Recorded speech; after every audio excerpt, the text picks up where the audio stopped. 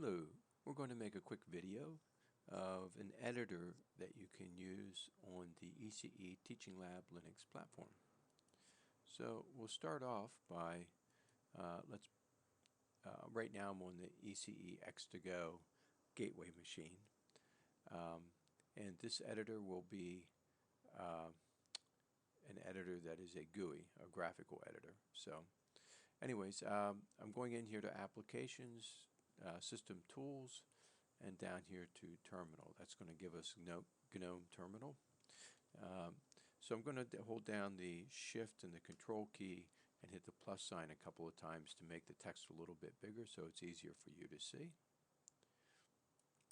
So first thing we're going to do is we're going to go over to a machine that we can actually do some work on.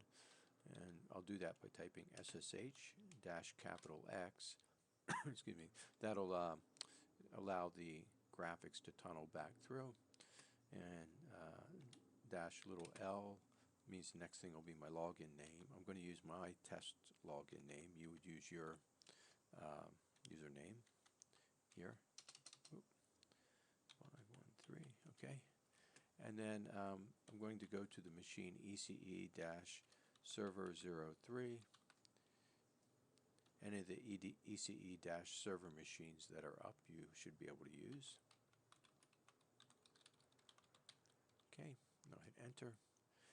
Here it's asking for a passphrase. I have secure keys that I use, but I'm not going to use that. I'll just hit enter. And here it's got the request for a password. That's the line that you will probably see.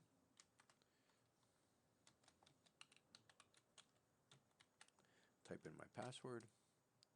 And don't be alarmed if it takes a few seconds, possibly up to 60 seconds for you to get your login prompt back or to get the password challenge.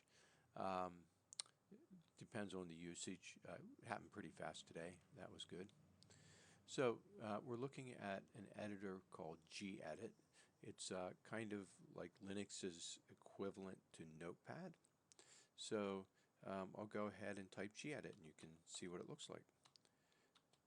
I'm going to actually put a little ampersand on the back here.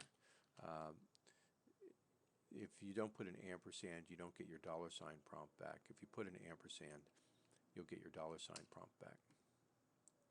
Okay, so this is what it looks like. I can go ahead here and I can, this is gedit. And you may not be able to see that very well because it's probably pretty small. If you can increase your font size if you click here on the little 3 lines and then come down to Preferences. And then if you go to Fonts and Colors, the default is fixed width font, monospace 11 is the size. If you click that off, you can choose various fonts and various sizes. Okay, so I'll just go ahead and click select and put it monospace regular at 18. So let's see if I can get that.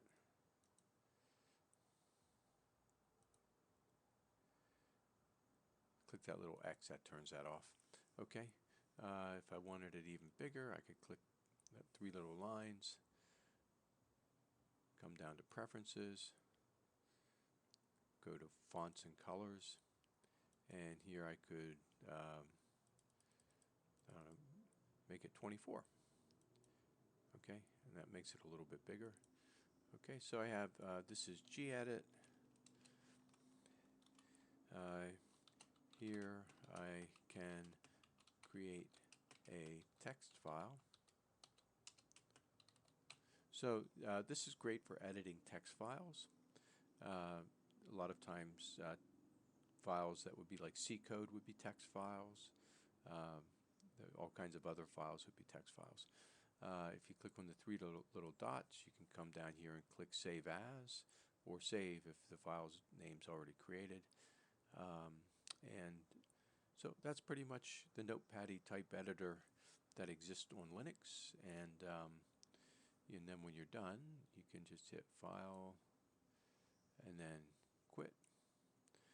I'm not actually going to save this document, so I'll close it without saving. And that's all there is to running gedit. I hope this was helpful, and thanks for listening.